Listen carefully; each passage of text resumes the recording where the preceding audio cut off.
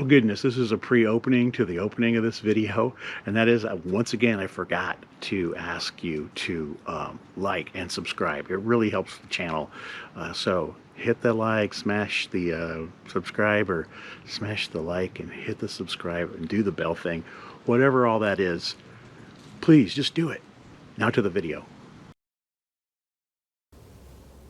Hello and welcome to a cold fall day. It's feeling a little winter-like, and I swear I just saw a snowflake. But I wanted to make a quick video about riding in the winter and the winter gear that I wore last year to survive the Nebraska temperatures, which at the coldest, I think, the coldest commute I may have had was probably, I think it was 7 degrees, but it was in the single digits, and the wind chills were mighty. And so I want to share some of the successes that I had. Now, I don't wear fancy bike gear on my ride, and my ride is only 4 miles to work, 4 miles home. So that translates to about 20 or 30 minutes in extreme cold temperatures, and you're creating your own wind chill when going downhill 15 miles an hour.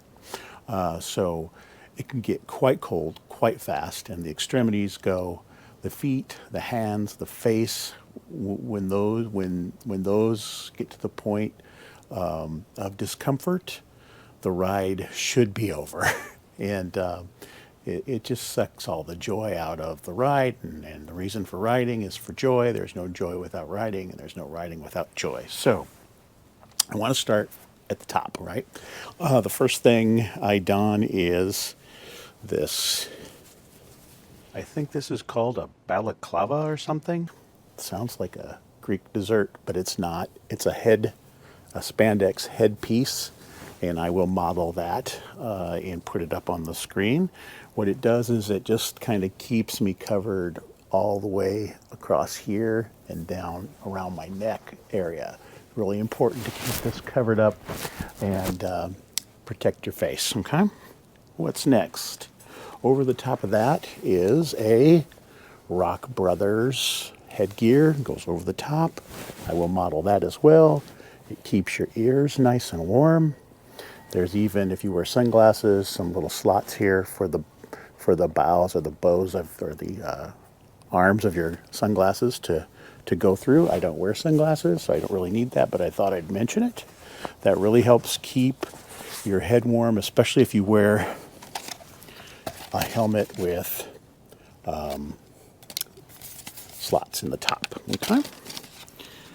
All right.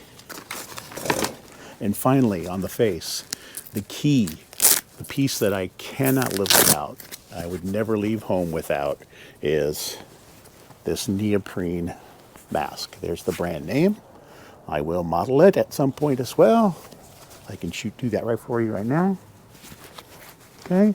Wraps around the face, has Velcro tab right here, keeps it on. The interior has microfiber. Mine was, and I have a huge dome, right? So I had to modify mine, and I work with some talented costumers. They put this giant tab of elastic right here with 3 bands of Velcro, and that just kind of keeps it tight and won't fall off, and then also gives it like some flexibility. When I move my head up and down, it can expand and contract as I move my head and neck, right? This is the key. This is the piece that I cannot live without. Now, as far as the body goes, you don't want to overdress, and you kind of want to have something that will zip or unzip to let air in and out. So if you get super cold, you're zipped up, you get a little warm, you can unzip and ventilate a little bit. As you know, there are instances where you do maybe overdress a little bit for the day, but you never know what the afternoon might bring. So you have to be prepared at all times. I like to wear just like a regular, t-shirt and shirt, and then I wear a base layer over that. And the base layer is always like a long sleeve t-shirt, sweatshirt, or in a dream world, a wool shirt with long sleeves. That's the base layer. Then over the top of that, I would wear a hoodie, and then over the top of that, I wear my rain gear. So why do I wear rain gear in the winter? Well, because these two pieces that I'm going to show you, first the jacket made by Columbia, which is just a common hiking jacket. It's like a windbreaker, and it truly is a lightweight jacket, but if you can see that or not. This jacket is rain and windproof, and it's so important to keep the wind cut to a minimum when you're riding a bike in extreme temperatures. Okay? That's probably really noisy in and around my microphone. So that's the body. Now for the trousers, I generally wear a pair of running leggings, okay? So, as you can see, these are just long spandex leggings, okay? And they're super, super great under your jeans, all right? You get to work, you can take them off. You leave work, you can put them back on. All right, that's it for the legs, right? As far as the wind goes, I have to circle back onto the pant layer.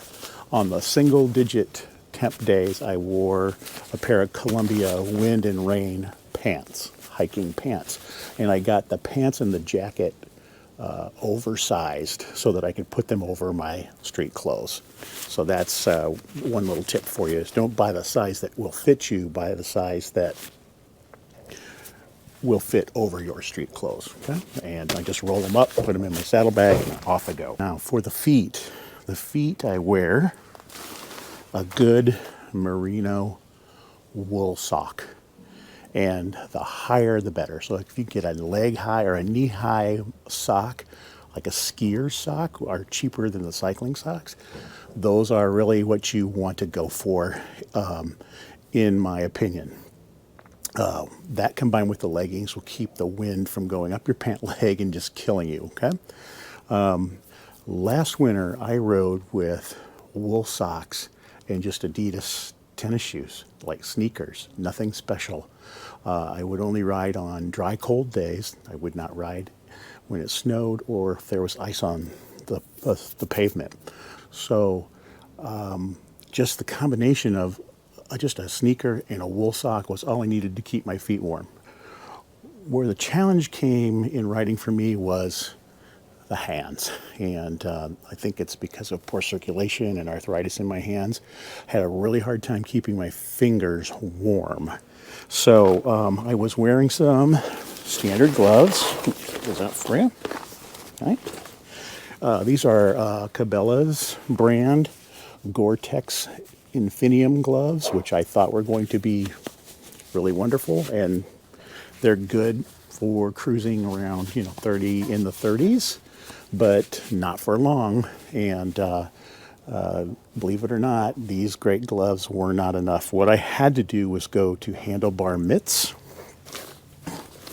and the first set that I bought were just too thin in profile. Okay, so you can get your hand in there. And these would be great for a standard bike. Okay.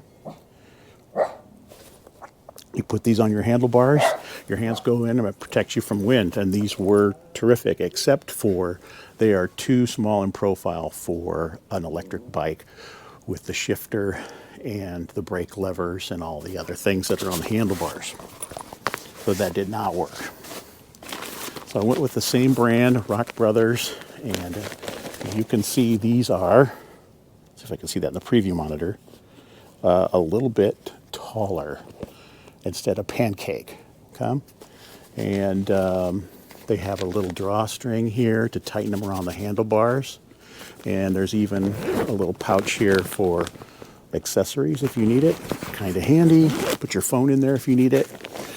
And then on the side, if you choose, there's some studs that would go through the hole and into the end cap of your handlebars to keep them locked in place. Now, I have some leather or some faux leather grips on my bike that I did not want to cut off to do that. So I just put these on with a drawstring, draw them up, and it's really, this did a really great job. I don't think you could go for, there was some days where at the end of the ride, my hands were just about ready to go over the edge with these. So they're good for about 30 minutes at about in the single digit temps with winds. Okay, but they're a great windbreaker for your hands, and I do recommend these. Now I'm still looking for the perfect glove, and I think I found it. The problem is that it is $90, and I just don't really want to pay $90 for a pair of gloves. And just kind of knowing that, I lose gloves a lot, or lose one glove, and I would be heartbroken if I lost one $90 pair of gloves. Well, that's it for me. That's what works for me. What works for you? Please leave your comments below. I would love to know. I don't have all the answers. I don't pretend to be an expert. So your contribution to this is most welcome. That's it for me. Good day, Nebraska, and good cycling.